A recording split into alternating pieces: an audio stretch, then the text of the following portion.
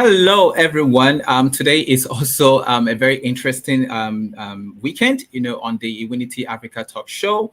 I'm your host, Elvis Boatin, and we were here live last week, and we are here again. And I must really say that I'm super excited to be here, right?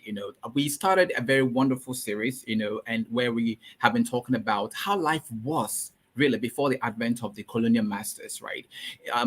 Speaking specifically with regards to governance, trade, in African nations, before African nations were colonized. And today we're going to have a recap of the conversation, right? And so the structure of the conversation, it was going to be, we're going to look into the origins, the origin of the Yoruba people, then from there we look at, okay, what are some of the practices that they had with regards to governance and trade, entrepreneurship, and how we can actually extrapolate those principles in modern time. So once again, you're welcome to the Unity Africa Talk Show, and I am Elvis Boatin. And today we are going to specifically be talking about the Yoruba people. And of course, as you can see, right, I had to go back to the ancient time, right, to get us filler into, to look like a Yoruba person so that I can relate with the people of Yoruba. All right. Please, like I did mention the last time, it's always great to have every one of us, participate, so I would like you to drop your comments, in the comment section wherever you are, and let's participate. Let's make this engaging. Let's form a community, because the truth of the matter is that it will take Africans to build Africa. And I think this conversation, this series is really wonderful in the sense that we are going back to the beginning, to our roots, right? So that we can appreciate where we are and make projections into the future. Now, before we go really into the conversation, let's just go on this short break, right? And I'll be right back after the short break.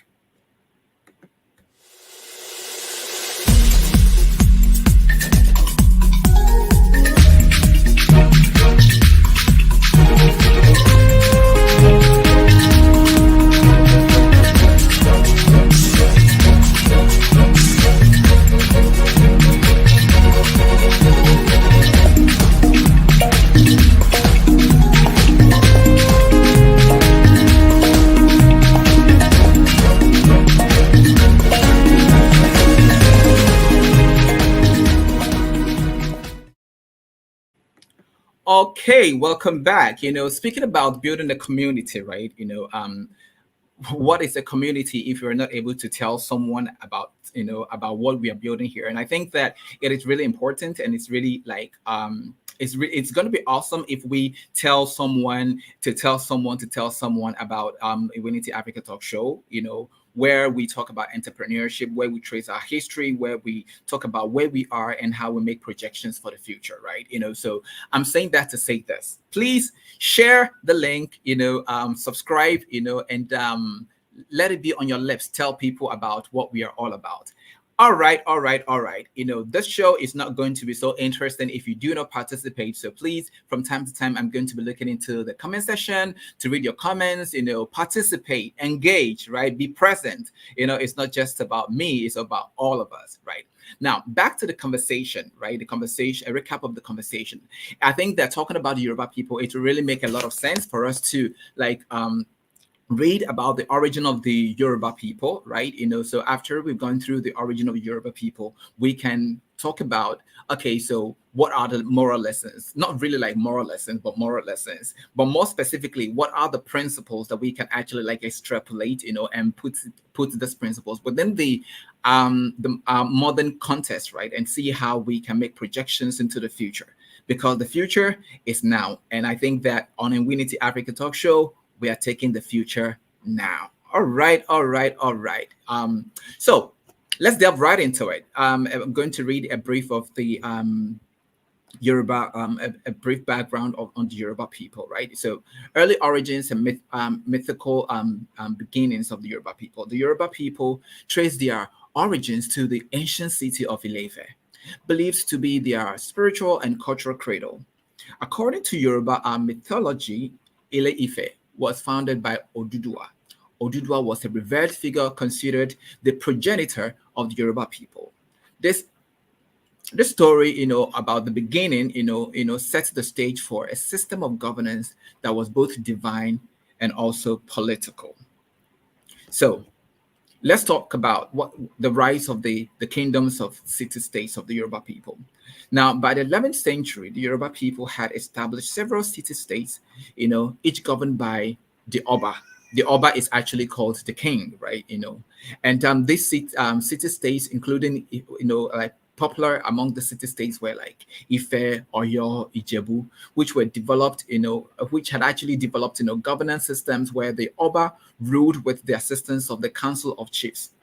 This system balanced central authority with local autonomy, allowing for effective governance across different regions. So since we are saying that Yoruba people actually originated from Ile-Ife, it's believed that they originated from Ile-Ife. Let's throw a bit more light of Ile-Ife on Ile-Ife. Now Ile-Ife, known as the center of religious and cultural life, was also a hub for artisans, particularly in bronze and terracotta sculpture, which became significant trade items. The Oyo Empire, emerging, around the 14th century, became one of the most powerful Yoruba states. It was known for its military strength, administrative efficiency, and expansive trade networks. The economic activities and trade networks, let's look into that. The Yoruba people were deeply involved in various economic activities, which were supported by the governance structures. So they lived in a society where they were engaged in trade, but then the trade activities were not in isolation because the governance structures, also supported the trade activities. Some of the things that they were into was agriculture. Yoruba people were skilled farmers cultivating crops like yams, maize, and kola nuts. These products were not just staples, but also trade goods, which linked them to other regions, in the then nation states. Craftsmanship was also one of the things, besides just agriculture. Craftsmanship was one of the things that the Yoruba people were also engaged in. So cities like Ife and Oyo became renowned for their artisans, particularly in metalwork, weavings, like notably the famous Ashoke cloth and pottery. These crafts were highly valued and traded across West Africa. Trade routes. The Yoruba people engaged in extensive trade with neighboring peoples, including the Nupe, the Bogu, and the Hausa people. They were also part of the trans-Saharan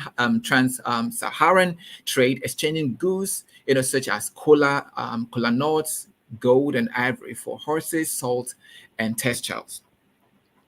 The Oyo Empire, and of course the governance and how they expanded. The Oyo Empire reached its peak between the 17th and 18th centuries. The governance was marked by a sophisticated administrative system. Alaafin of Oyo. The Alaafin, known as the king, was the supreme ruler, but his power was checked by the Oyomesi, a council of high-ranking chiefs, which of course created a balance between the Alaafin and the Oyomesi. That balance, the Oyomesi ensured a stable governance, preventing the concentration of power. Just like the saying goes, absolute power corrupts, and power corrupts, and absolute power corrupts absolutely. So the beautiful thing really, about tracing our history, as Africans, is the fact that somehow there is the belief that everything we know, we were taught by the Western world. But the truth is that that is not really true. Most of the things that we practice and most of the principles that govern even present day society are principles that our forefathers had actually been living by. At some point there was a disconnect, and I believe that as we engage in these conversations, we'll be able to have the connection back, right? So making sure that governance system was not just one system of governance where we had just one person ruling. Separation of powers is something that we've actually had in practice way back in the history of African nations. The Ogbono society was a secret society of elders, which of course played a crucial role in maintaining law and order, resolving disputes, upholding traditional customs. They were also instrumental in the selection of new rulers. So like in modern society, you probably say that the Ogboni society in modern society will probably be the police, right? Ensuring that there's law and order in society, so that individuals can go about their businesses, peacefully. So the then, ancient Yoruba city-state also had military organization. The Oyo Empire had a well-organized military that not only, did they defend the empire, but they also expanded its territories, bringing more resources and wealth into the fold. So it's really beautiful that we actually like going a bit into our history as Africans, and this is when I actually want you to start commenting. Please, if you're out there, let your comments start coming in. Like I did mention earlier, this is a community that we are building, and if you just joined, we're talking about the nation states of Africa. And we are really delving into how Africa sister states were like, or nations were like, before the advent of the colonial masters, right? How were we engaged in trade? How were we engaged in entrepreneurship? What kind of governance systems did we have in place? That ensured that everything was systematic, everything was run beautifully. Because the truth of the matter is that we cannot really it is hard, it's hard to separate governance from entrepreneurship and from trade, because people need to feel safe to be able to, do business, and I think that one of the basic, if not the main essence of governance really is that governments should prepare an enabling environment so that young people, can actually engage in trade, can engage in entrepreneurship, can bring their all, right, to the table. Thank you so much. So I can see that Mr. Kenneth has joined. Thank you so much for joining. I'm looking forward to more and more and more people, joining this conversation. I like conversations, right? And if you're going to build that community, we need to start that conversation now. And we have started that conversation on a Winity Africa, right? And like we do in Africa, storytelling. Tell someone to tell someone to tell someone that it is happening. And if you're not on the Winity Africa talk show, there's nowhere as good, as being here by this time. You can be anywhere at any point in time, but this is where you ought to be, right? Okay. And if you're just joining, we are tracing the history of the Yoruba people, and we are talking about, what kind of governance they had in place, what kind of practices they had in place, like agriculture, just to have a bit of understanding so that we can appreciate where we're coming from, and also like understand where we are so we can make projections into the future. Let's now look at, whilst I'm waiting for comments to come in, let's look at historical practices, and modern applications, right? Now we've talked about how that the ancient Yoruba state, had military organization. They had the Ogboni society, which is more like the police, right? They had organized structures. There was no concentration of powers. There was like you know divisions, just like in modern times where we have, the House of Representatives, right, representing the people. We don't just have the president, or the head of state. We have, like power is just, it's not like centralized in one particular person. There's decentralization of power, right? So okay, so do we have comments out there? I'm waiting and I'm waiting and I'm waiting. I'm waiting and I'm waiting and I'm waiting.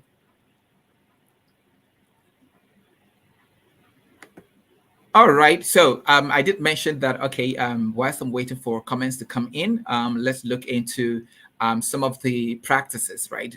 More like extrapolate some of the practices. Let's see how we can put them within the modern society, right? So let's look at, community-based collaboration, right? And let's have the conversation around, so the Yoruba people actually lived in communities, and just like other African, nation states. communities, right? And so how do we bring the principle of community-based collaboration into modern times, and how do we link that to a young person somewhere in Africa who is an entrepreneur or who is daring to go into entrepreneurship? The truth is that nobody succeeds alone, and nobody is a self-made man, even though some people claim that they are self-made. But at some point, at some point, somebody might have contributed to your growth and to your development. Now, more specifically, when it comes to entrepreneurship, right? Imagine that you have a product. Who are the people that you're going to sell your product to, whether it's a product or it's a service? It could be your family members, so like when you start, if you started a business and you're like a young entrepreneur, and whether it's a product or it's a service, building community, your first community could just be winning the confidence of your family members. And I dare say that if you can actually win the confidence of your family members, then you're going to actually do well. Charity begins at home. And most of the time, family people don't really believe in what you're doing. They would tell you that, okay, yeah, they give you the push and all that, but once you are out there, and you get the business started, they'll probably just be looking at you, because they're used to you. They know your weaknesses and all that. So if you can do business with family people, then I dare say that you can actually do business with anybody in any part of the world. Now, back to collaboration and community building. So as a young entrepreneur, right, you need to build a community. You need to have a tribe. As an entrepreneur, you need to have a tribe. You need to have your own kinds of people. Two people can work together unless they agree. And it's easy to agree when the people that you're actually relating with are people of like minds. You have like passions, you are, like you have similar drives and all that. So as a young entrepreneur, you need to build a community. Talk to your friends, let your friends get to know what you're into. Let them know the business that you're into, the services that you're providing. Share what you're into. Don't keep it to yourself. It is very, very important, right? It is very, very important. Build that community.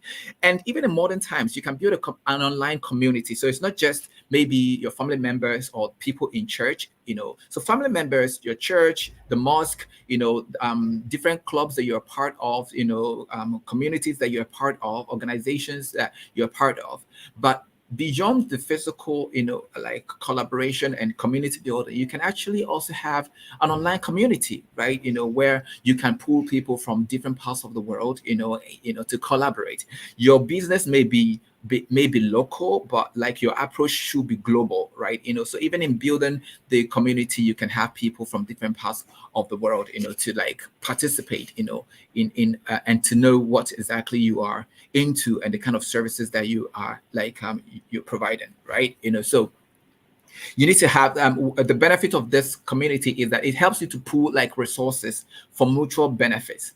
When I say this, what comes to mind is that in the ancient times, right, there was trade by barter, right? Trade by barter was where, in typical sense, where there was no money, and so like if I have yam, tubers of yam, right, I will evaluate the tubers of yam, and go and exchange it for the same value, but the same value of the tubers of yam, but for rice or for beans, right? Trade by barter, right? But in modern times where there is money, how do we even engage in this? One effective way is what? Building a community where there's mutual benefit, right? Because the principle of trade by barter is actually mutual benefit, right? So how do we build that tribe where there's mutual benefit, where you are helping to patronize somebody's business and somebody's also patronizing your business. This, I cannot overemphasize the need for community and collaboration, as young entrepreneurs in Africa. Having that community where, instead of me patronizing someone, a random person out there, I'll rather like reach out to somebody that I know, and give feedback, effective feedback, so that there's constant growth. If we can do that, patronizing our own, and giving them feedback for growth so that they can see what they are doing well, how they can improve, we can actually put our products on a global scale. I'm very confident that it's something that we can do, and so this issue about like community and collaboration I cannot overemphasize it. It helps us to pool resources for mutual benefits. That is one major benefit about community and collaboration. And it also helps us with networking. You network, like you have this idea, you share it, you run it by someone. Okay, so this is what I intend to do about my business, because it's a tribe and we have like common interest, and common vision. We are able to help one another, right? And before we know it, we really like doing a lot of wonderful things, right? The second thing, that I would like us to look at, talk about is leadership, right? Ethics and leadership. What kind of leadership existed then, and how can we bring leadership, in modern times, right? Okay, so let me take a look at the comment section and see what we have. So the Strategy Club is a tribe of emerging entrepreneurs operating in Africa with a big vision, but scanty resources. Great, but no godfather ready to. Okay, so Okay, so let me start again. The Strategy Club, this message from the Strategy Club in the comment section. The Strategy Club is a tribe of emerging entrepreneurs operating in Africa with a big vision but scanty resources, great, but no godfather, ready to bootstrap their ventures and escalate impact or income.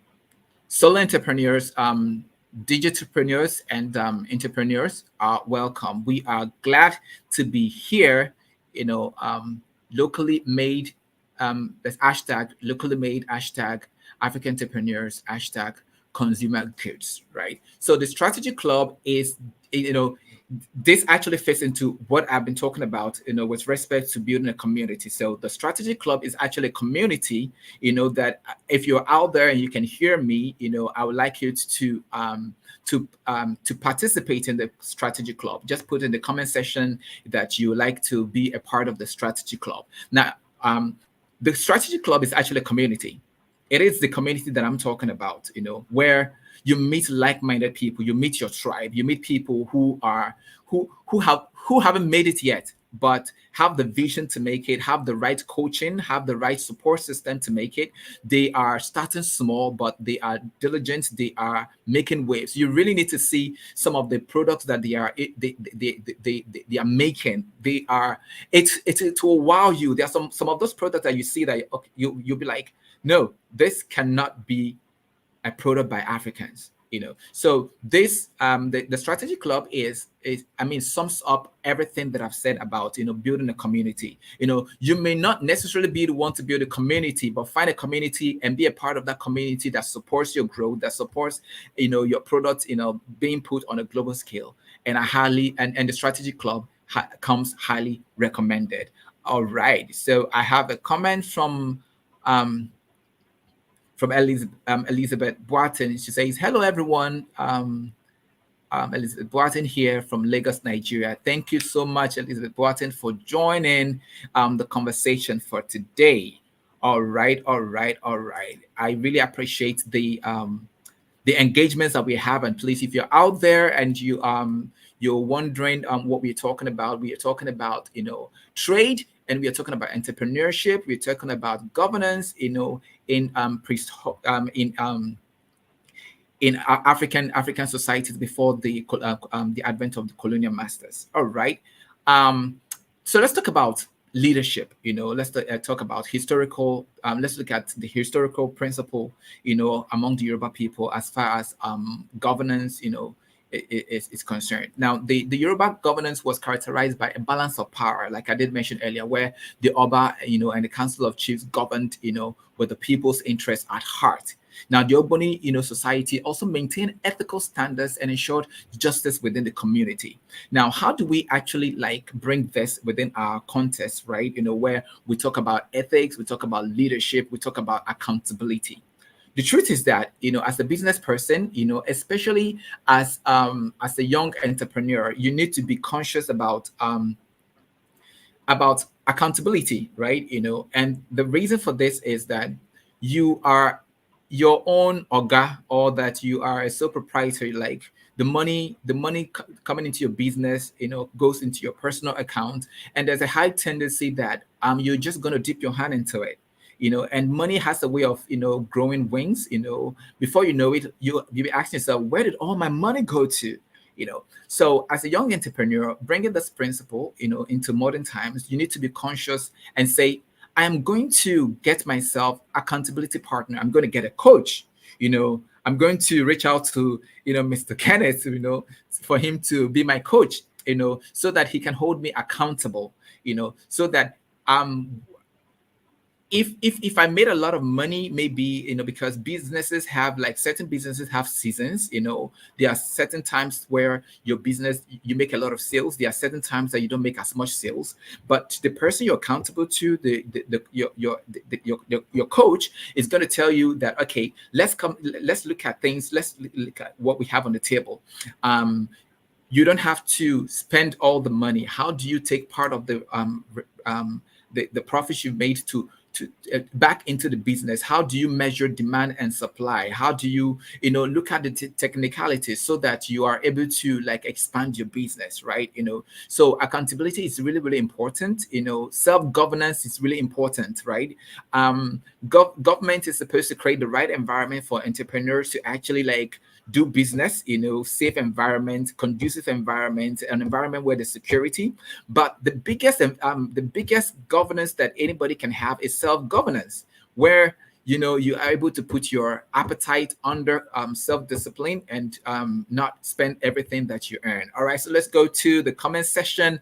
I have Elizabeth Boateng here on the comment, saying that I help it. Okay, Elizabeth Boateng says, I help entrepreneurs and career professionals with their marketing and admin tasks, so that they can focus on the core of their jobs. Thank you so much. All right.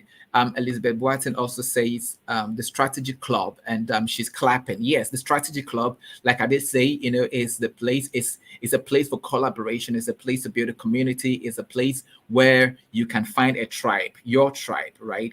And serve as a very good background for you to gain confidence for business, gain ideas for business, and get all the tools needed for you to succeed and to be placed on a global scale.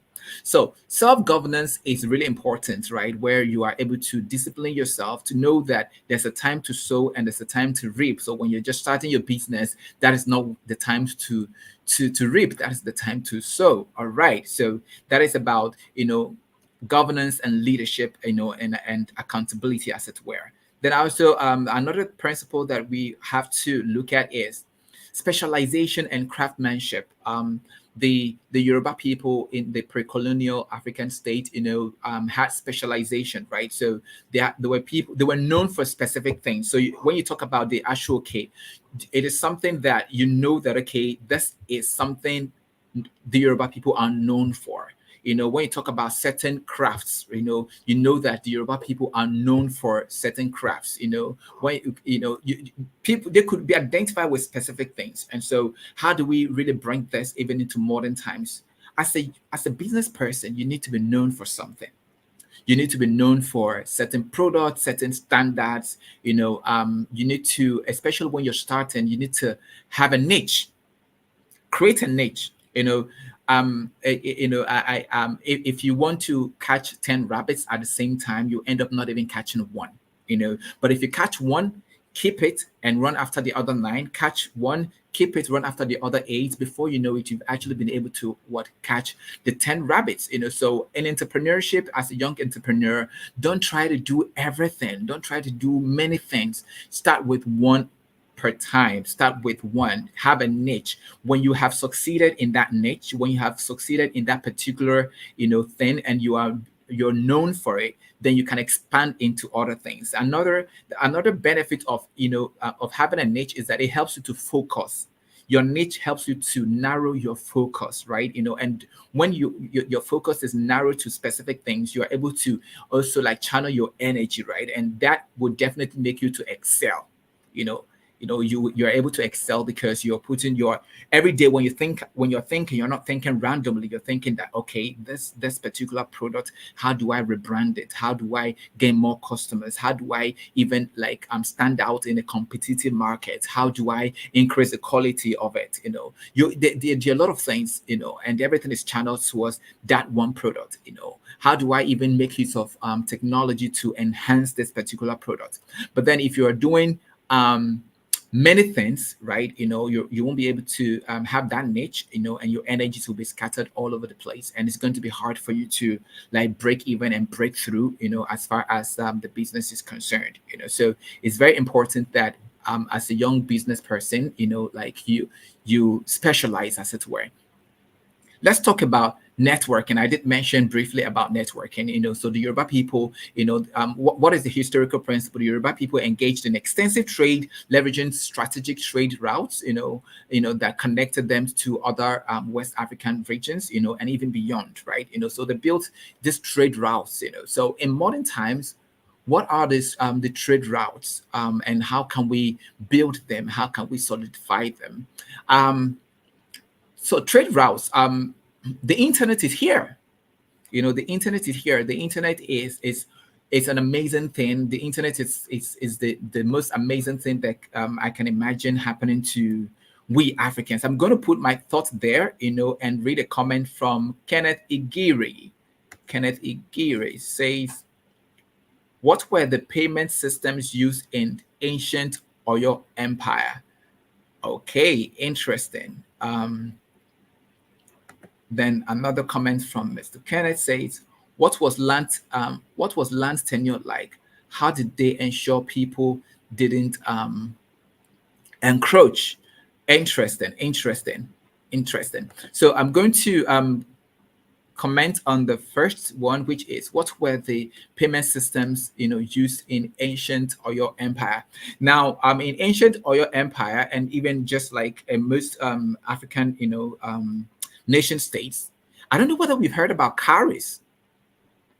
So cowries were, I don't know, I don't know how to, but probably we could just maybe later Google cowries, but most of the African nations were making use of cowries, and so cowries were more or less like the kind of the money. But even before cowries, because cowries was more like money, was used as a form of money. But even before cowries was the trade by barter, and mind you, we've talked about the fact that there was the Oba, and there was a very good political system, so there was law and order, in those communities, so somebody could not encroach into somebody's land. And even if that happened, you could always table your case to the Oba or to the king or to the council of elders, as it were, and they were competent, and they were also not biased to actually deal with the situations. So two things, right? The made use of the trade by barter was, you measure the worth of whatever you're going to exchange, and the person that you want to exchange it with will also measure the same value of what you have. Then you swap, and everybody goes home, and happy. And at some point we moved from there was the introduction of the cowrie system, where cowrie was used as a representation of value, as it were, because that's what really money is. Money is a representation of value, as it were. So, Mr. Kenneth, I don't know whether like that answers your question, where you talked about what were the payment systems used in ancient Oyo Empire. So trade by barter, then they made use of cowries. I don't know whether that answers the question. Then the second comment, which what was land tenure like? How did they ensure people didn't encroach? So how they ensured, that people didn't encroach was that, okay, they had the Oba. So when there were disputes, you could always go to to the Oba to settle it, and you will not take laws into your own hands because you trust the leadership, the political leadership, right? And that's the thing about, when, and because the Obas also had the interest of the people at heart, and they were not biased, they actually gave judgments, like, without bias, so people could actually trust their sense of judgment. And so if you trust the sense of judgment of the leadership,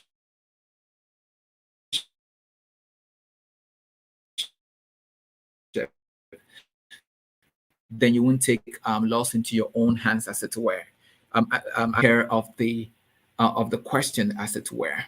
All right, all right. So if you're just joining us, this is the Iwinity Africa Talk Show, and we are specifically looking at, Yoruba land, tracing the history of Yoruba people, specifically looking at how trade was, how entrepreneurship was, before the advent of the colonial masters, right? All right. So let's now look at. I was talking about networking, right? The Yoruba people had created different routes. So if you have a product, it's not just having a product, right? You're not going to be the only one consuming your product. Neither is it going to be just your family people consuming your products, right? You need to, as a young entrepreneur, you need to think about the different ways that you can put your product out there, your product and your services. So in modern times, right, how do we network? Part of the ways that we network is that we need to even develop like soft skills, people skills, interpersonal skills, knowing how to relate with people, knowing how to talk with people, knowing how to, because honestly, your network determines your net worth. Every money you're looking for is somehow within your network, your network of friends, and one way is, put yourself out there on social media, go to LinkedIn, put your product out there. Don't just stay indoors. Put it out there on. If you have the resources to have a website, have a website. If you don't have the resources for a website, go on LinkedIn, meet like-minded people. Anyone that has ears to hear, let them hear what your product is and what your services are. And so that will be a very good place to start, networking. But then in one of the things that usually happen when you interact with people is that sometimes there's conflict, right? So as a young entrepreneur, you need to think about how to resolve conflicts, or how to even avoid conflicts, when you're dealing with potential clients, as it were. Just like the saying goes, the client is king. All right. So in more specific terms, right, wrapping this up, networking, when we talk about networking, we need to have like the Yoruba people were strategic. They had strategic approach to trade, akin to modern companies expanding their reach through international trade and agreements and partnership, right? And in the same way, if we are very particular about networking, we can actually expand our business. We can expand our network. We can do much more than just limiting ourselves to the few people, and just family members, as it were. Another principle that we can actually, bring, into the conversation, extrapolate from the ancient time, is adaptability, right? Your ability to adapt, to changing environment actually is a measure of how resilient you are, and as a business person, you need to be agile, you need to be resilient, because the environment is always changing, right? The environment is constantly changing, and so if you do not change, then you're going to put yourself in a very tight situation, as it were. The Yoruba people showed great adaptability, especially during periods of external pressure. The same way that even in modern times, right, when the environment is not conducive, you need to kind of adapt to the changes in the environment. You need to be resilient, right? Because in business, adaptability is critical. Companies that can pivot, and adapt to changing market conditions, technological advancements, and economic challenges are more likely to survive and thrive.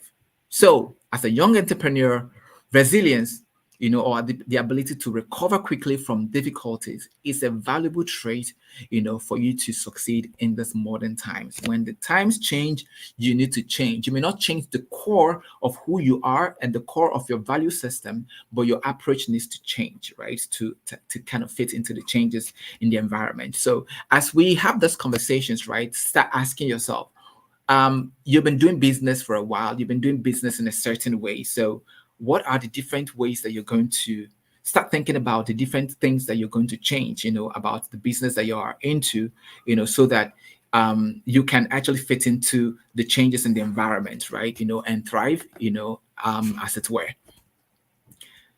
Okay. If you're joining us, if you're just tuning into the talk show for today, you are on the Immunity Africa talk show, and we are on a series where we're looking at, prehistoric African nations.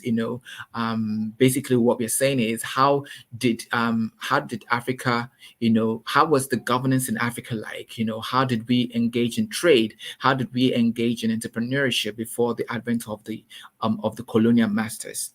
All right. And the essence of this conversation is to look at certain principles that our forefathers, used, extrapolate those principles and apply them in modern times, because the truth is that, as we build this community, right, we need to come to a place of confidence that we can do it because our fathers were able to do it, and that we don't always have to depend on the West or outside people, because it will take Africans to build Africa. All right. So let's look at another principle, which is decentralized decision making.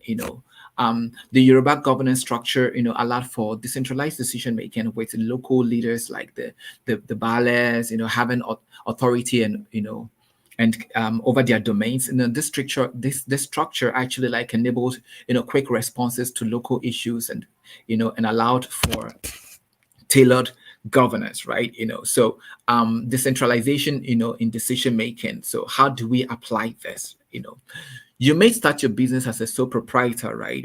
But you don't have to continue year in, year out as a sole proprietor. You need to start building a system. A business should be like an organism, where different cells, come together to build systems, and systems come together to build organs, right? That's where we get organizations from, right? So decentralization in decision making. Decentralization is actually like increasing, like if you look at, modern businesses where decision making is often, distributed across various, levels of management. So even as small as your business is, have a board of directors, right? The whole idea is, don't just be the alpha and omega of your business. Have people that you can bounce ideas, off on, like, okay, I'm thinking about my business in a certain way. What do you think? Right.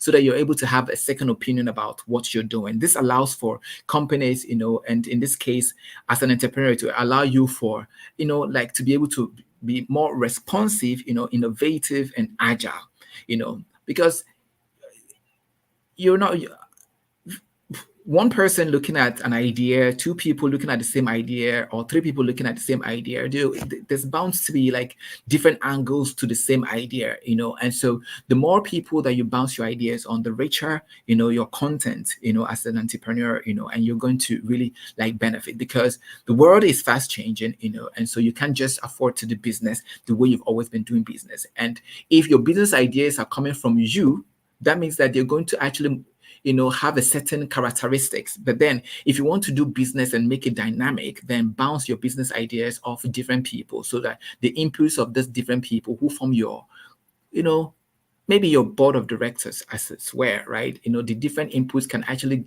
give you a more robust business idea, and you're able to put your services out there, and you're able to kind of favorably compete, as it were.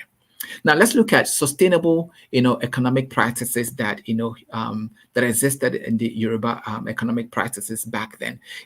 Sustainable economic practices were often like the Yoruba people had sustainable economic practices, and we hear a lot about sustainability, right, in modern times, where whatever business you're doing, right, don't let it destroy the environment. If people had destroyed the environment before you were born, you may probably not have a very good environment to even do business in. So beyond just thriving beyond just putting your products out there, your services out there, we need to look at for, okay, how is our product affecting the environment? You know, is are we bringing out, are we polluting the environment, right? Or are we doing businesses that are eco-friendly?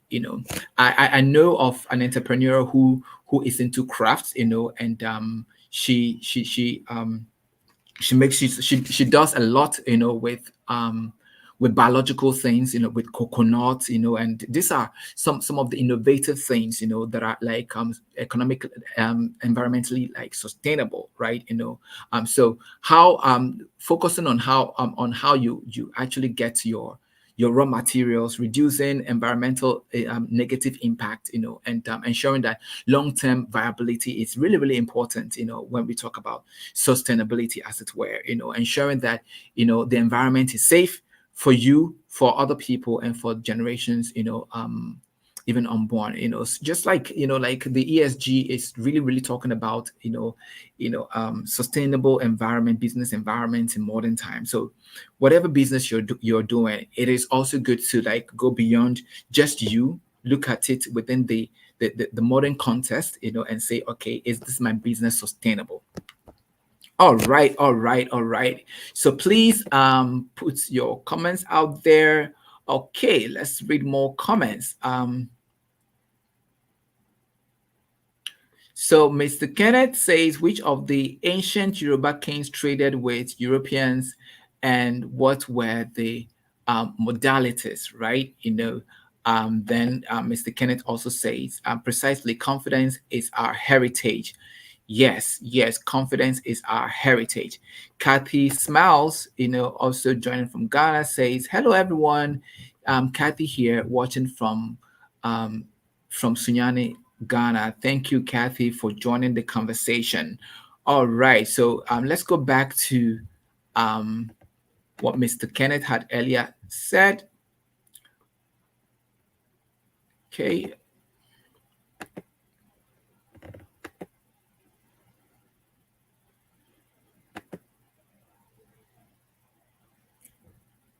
Okay, so I'm trying to read. Okay, let me see.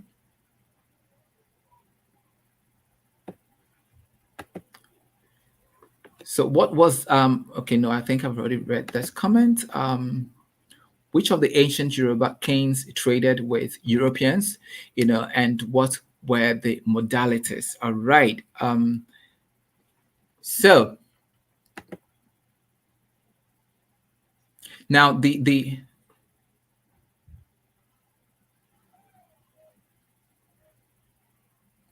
all right. So it is interesting to know that, okay, we're having conversations about the ancient Yoruba state before the advent of the colonial masters, right? And it's interesting to know that as wonderful as the ancient Yoruba people were and the leaders were, there were actually times. I mean, slave trade took place, right? So for slave trade to have actually like taken place, it means that somebody had to betray someone, right? So there were issues like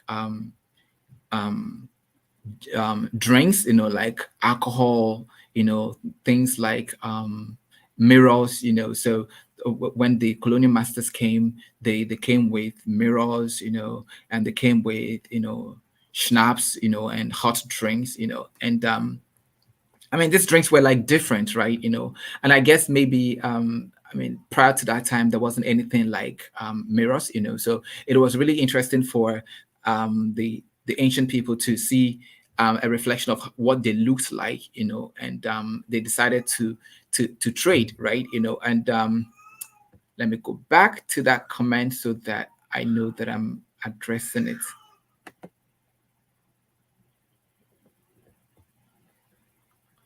All right, and whatever comments I give, right? If you also have other comments that you can actually also give, a more robust answer, as it were.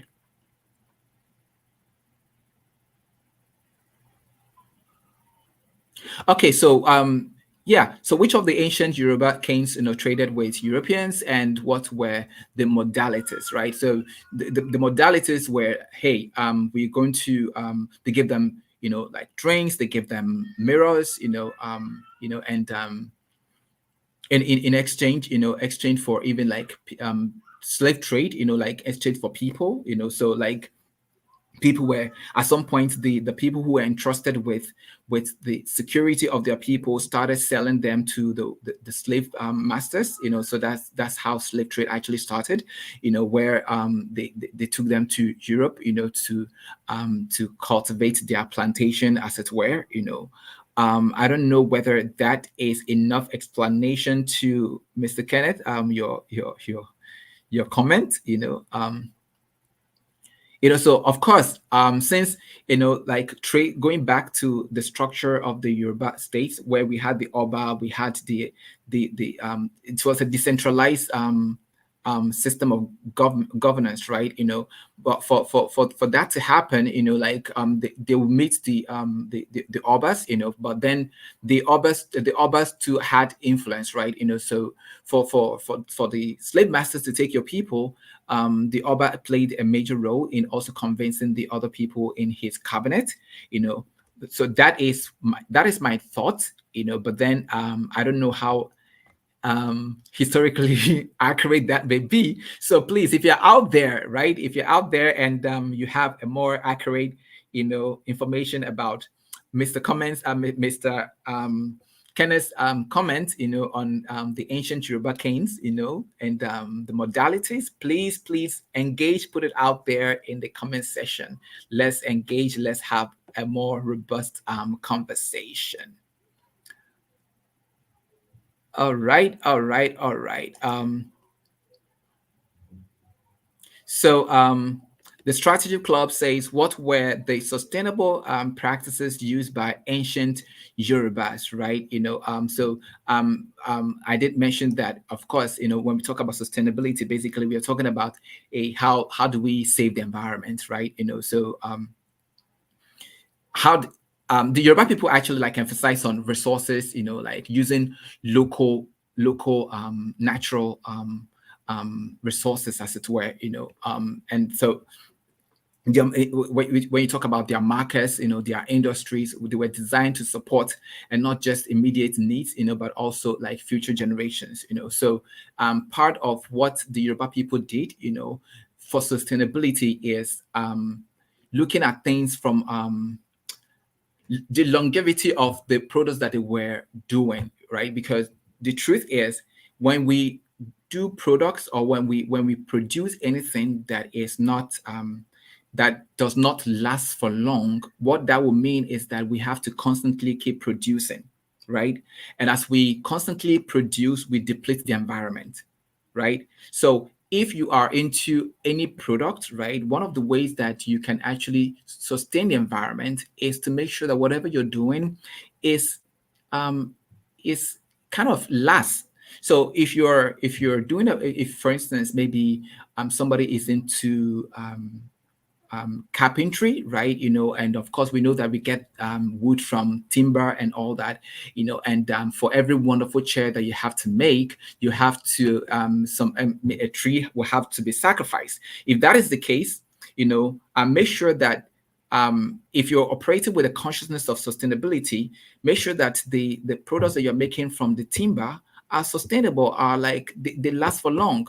Because if I buy a product and it doesn't last for long, and every now and then I have to go and buy another product, that's made from wood, that means that people will have to keep cutting down more trees, and the environment will not be sustainable. We are depleting the environment. Sooner or later, we are going to have forestation. We are going to lose our lush environment and all that. So I think that one of the ways that we can actually, one of the ways that our fathers kept the environment sustainable was that whatever products that they did, were sustainable, and so they didn't have to always go back to the natural environment to cut down trees. The weapons that they made were sustainable, so they didn't always have to make new weapons from the environment, like every week, and so the environment could actually like rest, and trees could could grow to full term, and be great for the environment. I don't know whether that is also a great, whether that explains, or that explanation makes a bit of sense, to that comment. What were the sustainable practices used by ancient Yoruba people?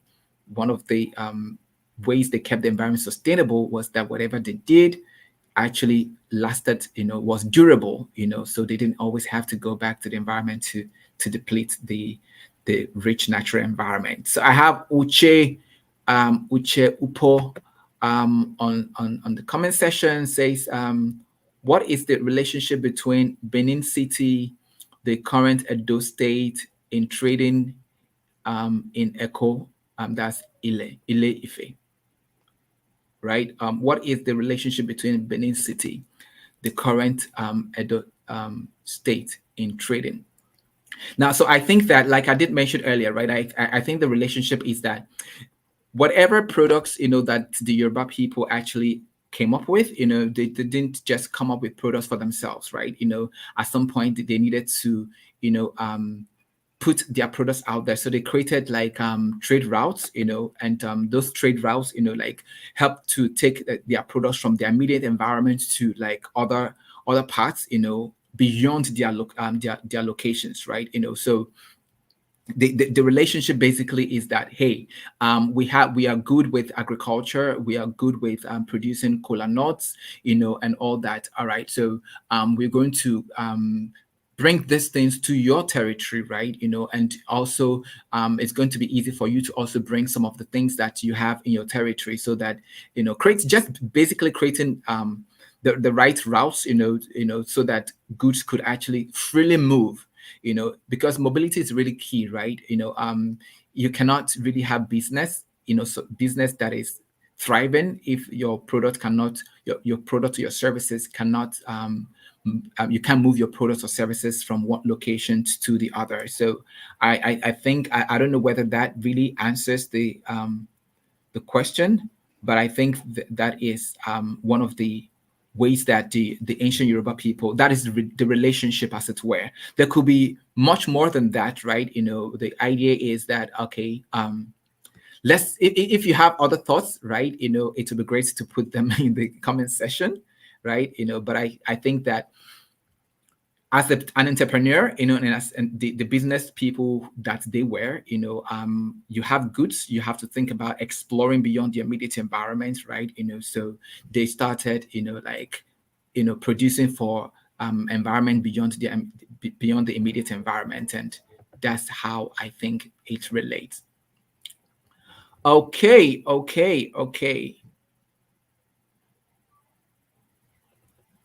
Unless of course maybe Uche, unless of course maybe I didn't understand your question, or maybe I didn't interpret it well, but if I didn't interpret it well, please feel free to put it in the comment section. All right. So Kenneth Igiri says, do you have some information about the tone marks we typically see in Yoruba writing? What is the origin of Yoruba writing? Okay, yes, it's really interesting, right? It's really interesting to know that, okay, writing didn't just start, sometimes when we think about like writing, we think that, okay, writing is something Western and all that, but even in ancient times, right, across Africa, the prehistoric African nations engaged in writing, and the Yoruba people were not like an exemption, right? So the tone marks, basically, ancient people used to write on clay, right? Some people would write on like stones, but typically on clay. Some people would even write on wood, they're just making marks on wood, and all that. And these were different ways that they also communicated. It may not just be like communicating in English, but they definitely had a system of writing, in which they communicated, from time to time, so those were some of the ways that Yoruba people like engaged in writing. They wrote on the walls, walls Then of course clay, they wrote on sticks, they actually made incisions, on clay and on sticks and all that. So that is the information that I have, as far as writing is concerned. Please, if you have more information about writing as it existed in the then Yoruba state, please feel free to put them in the comment section. Okay, so Uche says ancient Yoruba kings are pivotal in the slave trade, with war between the interethnic groups and also from other neighboring countries like Benin, right? They also had striving commerce. Yeah, they also had striving commerce. Okay, wonderful, wonderful. Yeah, thank you so much, Uche, for that wonderful contribution. Thank you, thank you. So this is what I'm talking about. Let's put our contributions out there. Let's have that community conversation, right? It's not just a monologue, as it were. All right. Please, let's put our comments out there. Let's keep commenting. Please, if you're just joining this conversation, we have been talking about ancient um, Yoruba state, and the whole essence of this conversation was to look at the origin of Yoruba state, to look at some of the principles that they lived with, and how these principles are relevant in our modern times, and how we can make use of these principles, to make projections, even into the future, as it were. All right. I'm going to pause here, and um, maybe like let's see whether like we have more comments. Please let your comments come in. At the same time, please share, subscribe, and like this page, right? So that we can build a community, and a community where we have more people, engaging. Because if we have to build Africa, we have to do it ourselves. We cannot depend on anybody, to build Africa for us, And I think that entrepreneurship is one effective way to actually building our African continent.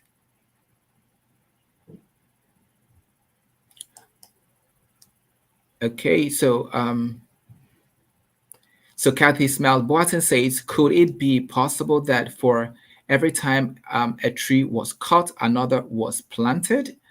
Awesome. So this is really, really wonderful, right? So that consciousness, right? Even, like it is very possible, that okay, one of the ways that our fathers also make sure that okay, there was sustainability, was that they were not just cutting trees and burning bushes, they were equally planting more, so maybe they weren't just planting one tree in replacement for everyone that was cut down. Maybe they were planting 5 trees, in replacement for every one tree that was cut down, right? So even in modern times, right, for any reason, if we have to cut down trees, part of being sustainable, or creating a sustainable environment, apart from durability of our products, is that we have to plant trees, right?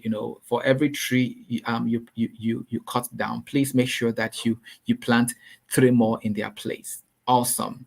That was really, really awesome, Kathy. All right. So